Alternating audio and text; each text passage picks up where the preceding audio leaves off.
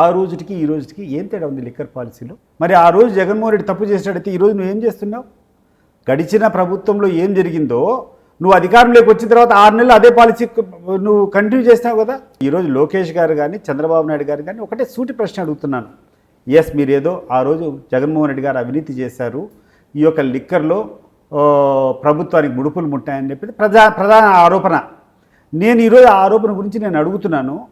లోకేష్ గారు, చంద్రబాబు నాయుడు గారు, మీరు మీ బిడ్డల మీద ప్రమాణం చేసి మీకు ఈ లిక్కర్ ద్వారా డబ్బులు రాలేదని ప్రమాణం చేయగలుగుతారా అని చెప్పి నేను అడుగుతున్నాను. మిగతా అన్ని పక్కన పెట్టండి.